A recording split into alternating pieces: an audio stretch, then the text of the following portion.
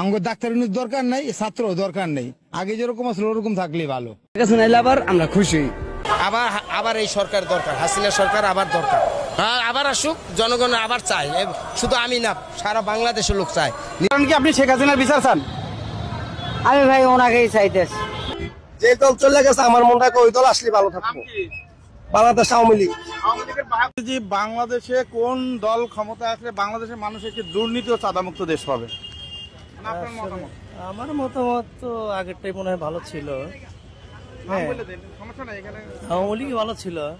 আপনার কাছে তো জানতে চাই, আমাদের দেশটা কিন্তু বারবার দুর্নীতি এবং চাঁদার জন্য পিছিয়ে যাচ্ছে। এখন সামনে কোন দল ক্ষমতা আসলে আমরা সেই দুর্নীতি এবং চাঁদামুক্ত একটি দেশ পাবো? জি, আমি আমার দৃঢ় বিশ্বাস আমরা বিগত দিনে ভালো ছিলাম, আর আমার এখনো বিশ্বাস আওয়ামী লীগ সরকার আবারও যদি তাদের ক্ষমতায় আসে, ইনশাল্লাহ আমরা দুর্নীতিমুক্ত, চাঁদাবাজমুক্ত সুন্দর একটা বাংলাদেশ আবার ফিরে পাবো ইনশাল্লাহ। এটা আমার দৃঢ় বিশ্বাস। সামনে কোন সরকার ক্ষমতা আসলে আরো ভালো থাকবেন? এখন দেশ যেভাবে যাচ্ছে, নাই মারতে কানা মাই ভালো ছিল, আগের মাই তো ভালো ছিল। আগের মা কোন মা? এই 16 বছর চালাইছে যে আমার সেই মাই তো ভালো ছিল। একটা প্রশ্ন, সামনে কোন দল ক্ষমতা আসলে বাংলাদেশে একটি দুর্নীতিমুক্ত দেশ হবে? সামনে শেখ হাসিনা আসলেই দুর্নীতিমুক্ত বাংলাদেশ হবে। কারণ এখন বাংলাদেশটা ছাত্র আন্দোলনে কোনো দেশটা অগুছানো দেশ, দেশটা এখন আগের মতো নাই, দেশ অগুছানো হয়ে গেছে।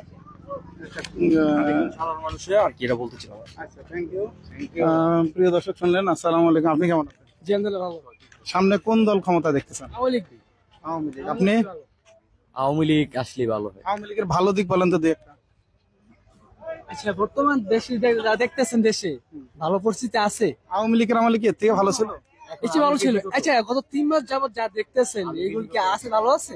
আপনি বলেন, আপনার বিকিছিল সেটাই বলেন। আওয়ামী লীগের আমার ভালো দিক বলেন। আমি সবাই, আমার কাছে শেখ হাসিনা সরকারই ভালো ছিল। হ্যাঁ, এসে দেশে নির্বাচন করুক। 100%-এ 50% আবার আগের জন্যই চায়। আর আমিও দেখতেছি আগের জন্যই ভালো ছিল। এই খাবারের দাম বাড়ছে, এই দাম বাড়ছে, এখন চোডবল বাড়ছে। সে ধরছিল, সিন্ডিকেট ধরছিল, তার এপিএস, তার কাজের বুয়ারে বা তাদের এই র্যাবের বেলজিয়াম সবগুলির প্যাকেট করতেছিল। সে দুইটা দুর্নীতি সব ধরতেছিল। এর আগে সে সুটকে গেছে। আপনার কাছে তো জানতে চাই, আমাদের দেশটা কিন্তু বারবার দুর্নীতি এবং চাঁদার জন্য পিছিয়ে যাচ্ছে। এখন সামনে কোন দল ক্ষমতা আসলে আমরা সেই দুর্নীতি এবং চাঁদামুক্ত একটি দেশ পাবো? জি, আমি আমার দৃঢ় বিশ্বাস আমরা বিগত দিনে ভালো ছিলাম, আর আমার এখনো বিশ্বাস আওয়ামী লীগ সরকার আবারও যদি তাদের ক্ষমতায় আসে, ইনশাল্লাহ আমরা দুর্নীতিমুক্ত, চাঁদাবাজমুক্ত সুন্দর একটা বাংলাদেশ আবার ফিরে পাবো ইনশাল্লাহ। এটা আমার দৃঢ় বিশ্বাস। আচ্ছা, শুকরিয়া আল্লাহ। আসসালামু আলাইকুম। আপনি কেমন আছেন? ওয়ালাইকুম সালাম রাহমাতুল্লাহি ওয়া বারাকাতুহু। আমাদের দেশটা তো দুর্নীতি আর চাঁদার জন্য বারবার পিছিয়ে যাচ্ছে। এখন দুর্নীতি এবং চাঁদামুক্ত দেশ পাবে বাংলার জনগণ কোন দল ক্ষমতায় আসলে? মুক্তিযোদ্ধা হিসাবে এইটুকু বলতে চাই, আমার বাড়ি কুষ্টিয়া, আমার বাড়ি থেকে স্বাধীনতা যুদ্ধ শুরু হয়েছিল। তো সাধারণ মানুষ চাই দুর্নীতি মুক্ত হোক, স্বচ্ছভাবে গণতন্ত্র ফিরে আসুক। সেই স্বচ্ছ গণতন্ত্রের আশাবাদী আমরা। সেটা কোন দল ক্ষমতা আসলে সেই স্বচ্ছ গণতন্ত্র আমরা পাবো? এটা তো একটা জটিল একটা প্রশ্নের ভিতরে আপনি আমাকে ফেললেন। আপনি যেহেতু মুক্তিযোদ্ধা, এখন কিন্তু দেশ পরিচালনা করে গেছে আওয়ামী লীগ, এখন আছে বিএনপি, আর একটা শুনতেছি এখন ইসলামিক দলগুলো একটা জোট করবে। এখন বিএনপি আর ইসলামিক দলগুলো এই দুইটার মধ্যে কোনটা আসলে সেটা পারবে? আমি কিন্তু আমার কথা আমি বলে দেব।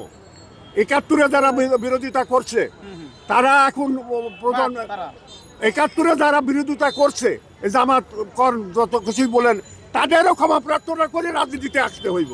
তারা তো ক্ষমা প্রার্থনা করে না। ওই শান্তি, বাজারে যাই শান্তি নাই, ঘরে আসি শান্তি নাই, জামাই রিস্কা যায় টাকা পায় না, কোথায় শান্তি? 30 টাকার চাল খাই, 70 টাকায় কিনা, তো শান্তিটা আমাকে কই আছে? বড় লোকের শান্তি, আমাকে শান্তি আছে? দেশটা তো আগের থেকে পচাইছে, দেশটা তার উন্নত নাই। বাজারে যাই 100 টাকার নিচে সবজি নাই। আঙ্গ মতো গরিবেরা মাছ খেতে পারি না, মাছ তো চোখেই দেখি না। তা আমাকে কি শান্তি দিছে কও? ইলিশ মাছ কতদিন আগে খেয়েছে?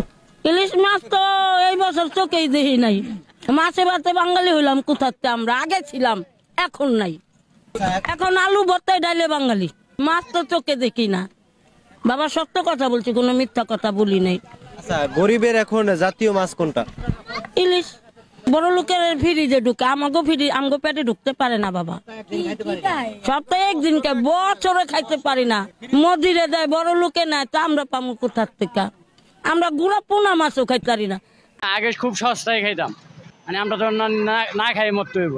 আমি কালকে 150 টাকা বাজার করে আমরা 4টা মানুষ খাইছি এক বেলা না খায়া থাকা।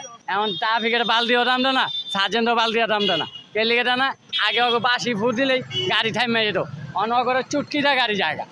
আমরা দিন কামাই দিন খাই, আমার একটা কিস্তি আছে, আবার মনে করেন আমার ছোট মেয়ে অসুস্থ। এই যে গাড়িটা নিয়ে সকাল থেকে বাইরে আইছি, আমি 300 টাকা মারছি। আর বা কালকে রাত হলে আমার 1500 টাকা কিস্তি। আমার এই গাড়ি জমা, আমার ঘরে খাবার, এটা আমি কইতে যোগান দেবো। আর দ্বিতীয় কথা হলো কাঁচা তরকারির যে জাম বাড়া বাড়তেছে, মানে আমরা তো না খাই মরতে হইব, এটি কিনা ছাড়া। একটা লাউ আমরা কিনছি 30 টাকা 35 টাকা, অনেক লাউ আমাকে কিনতে হয় 90 টাকা 100 টাকা। তা আমরা খামু কেমনি? 10 টাকা কাঁচামরিচ দেয় না, 10 টাকা পেঁয়াজ দেয় না। হ্যাঁ, আগে খুব সস্তায় খাইতাম আমরা, অবশ্যই আমরা আগে সস্তায় খেতাম। আমরা সব কিছু 20 টাকা 30 টাকা কিনতে পারতাম। এখন মনে করেন 50 টাকা হলো আমরা কিনতে মানে হিমশিম খাওয়া যাই 3টা জিনিস কিনতে। তাই আমরা 100 টাকা কামাই কি করবো, আর 500 টাকা কামাইলে আমাকে কি হয়? আমাদের ইনকাম একটা ইন টোটাল কম। কেমন আছেন? ওয়ালাইকুম আসসালাম, ভালো আছি। এই যে বললেন ভালো আছি, সামনে কোন দল ক্ষমতায় আসলে আপনি আরো ভালো থাকবেন? সামনে কোন দল আসবে? যে দল চলে গেছে আমার মনে হয় ওই দল আসলে ভালো থাকবো। বাংলাদেশ আওয়ামী লীগ। ভালো দিক বলেন, কি কি ভালো দিক? অনেক দিকই ভালো। আমরা নিরাপত্তায় ছিলাম, শৃঙ্খলায় ছিলাম, এত বিশৃঙ্খলা ছিল না। আমাদের ব্যবসা বাণিজ্য ভালো ছিল, সব দিক দিয়ে মোটামুটি ভালো ছিল। ভালো ছিলেন? হ্যাঁ। জাতির পিতার কন্যা মাননীয় প্রধানমন্ত্রী, আমি Nusrat Jahan Maliha, Hazaribagh girls school and কলেজের 8ম শ্রেণীর শিক্ষার্থী। আমার বাবা একজন দিনমজুর, 2 মেয়েকে নিয়ে আমার বাবা মায়ের নিত্য অভাবে সংসার। আমার নিরক্ষর বাবার কাছে আমি রাজকন্যা। আমার মতো মালিহাদের পিতা যখন বলেন, তোর আর স্কুলে যাওয়ার দরকার নেই, কাল থেকে তোর মায়ের সাথে কাজে যাবি, তখন মনে হয় এটাই যেন আমাদের চিরকালের নিয়তি। কিন্তু মাননীয় প্রধানমন্ত্রী, সেই দুর্ভাগ্যের নিয়তির শিকার আমাকে হতে হয়নি। আপনার শিক্ষা সহায়তার জাদুর পরশে আমার মতো লাখো মালিহা আজ স্কুল, কলেজ, মাদ্রাসায় পড়ে উচ্চ শিক্ষার স্বপ্ন দেখছে। এটা শুধু আপনার জন্যই, তাই আপনার প্রতি আমাদের সীমাহীন কৃতজ্ঞতা। মাননীয় প্রধানমন্ত্রী, বছরের প্রথম দিনে এক সেট নতুন বই হাতে পাওয়ার কি যে আনন্দ তা আমি বলে বোঝাতে পারবো না। নতুন বইয়ের ঘ্রাণ নেওয়ার সুযোগ আপনি আমাদেরকে করে দিয়েছেন। মাননীয় প্রধানমন্ত্রী, সর্বকালের সর্বশ্রেষ্ঠ বাঙালি, স্বাধীনতার মহান স্থপতি, বাংলাদেশের জাতির পিতা বঙ্গবন্ধু শেখ মুজিবুর রহমানকে দেখার সৌভাগ্য আমাদের হয়নি, কিন্তু বেহেশত হতে তিনি নিশ্চয়ই দেখছেন তার সুযোগ্য কন্যার কর্মকাণ্ড। দুঃখী মানুষের মুখে হাসি ফুটিয়ে কিভাবে তিনি সর্বক্ষেত্রে বাংলাদেশকে এগিয়ে নিয়ে যাচ্ছেন। মাননীয় প্রধানমন্ত্রী, একটি স্বনির্ভর দেশ গড়তে শিক্ষা যে কতটা গুরুত্বপূর্ণ, জাতির পিতার পর কেবল আপনিই তা সবচেয়ে ভালোভাবে অনুধাবন করতে পেরেছেন। আর সেজন্যই দরিদ্র মেধাবী শিক্ষার্থীদের ঝরে পড়া বন্ধ করতে আপনি চালু করেছেন এই উপবৃত্তি। তাই আপনার প্রতি কৃতজ্ঞতা জানাতে আমাদের প্রিয় শিক্ষক আক্তার স্যারের কবিতার কয়েকটি লাইন বলতে চাই। শিক্ষা সবার অধিকার, মানুষ হবার মন্ত্রণা, এই দেশেতে সবচেয়ে ভালো বুঝেছেন শেখ হাসিনা। আপনি না বাড়ালে হাত, হারিয়ে যেতাম কোন অতলে, দুঃখের সাগর পাড়ি দিতে ভেসেই যেতাম বানের জলে। মাননীয় প্রধানমন্ত্রী, আপনি আমাদেরকে বানের জলে ভেসে যেতে দেননি, শক্ত হয়ে দাঁড়ানোর সুযোগ করে দিয়েছেন। মাননীয় প্রধানমন্ত্রী, এত কাছ থেকে আপনাকে দেখার আনন্দ আমি ভাষায় প্রকাশ করতে পারছি না। আপনার গভীর দেশপ্রেম আমাদের ক্ষুদ্র হৃদয়কেও আন্দোলিত করে। আপনাকে দেওয়ার মতো এই ক্ষুদ্র আমাদের কিছু নেই। আমরা 2 হাত তুলে মহান আল্লাহর কাছে আপনার সুস্বাস্থ্য ও দীর্ঘ জীবন কামনা করছি। আপনার স্নেহের ছোঁয়ায়, মায়ের মমতায় আমরা যাতে স্মার্ট বাংলাদেশের স্মার্ট নাগরিকে পরিণত হতে পারি, ভবিষ্যতে দেশের জন্য কিছু করতে পারি, আপনার কাছে সেই দোয়া প্রার্থনা করি। ধন্যবাদ মাননীয় প্রধানমন্ত্রী, ধন্যবাদ উপস্থিত সকলকে। জয় বাংলা, জয় বঙ্গবন্ধু, বাংলাদেশ চিরজীবী হোক। আসসালামু আলাইকুম। সেরা মেধাবী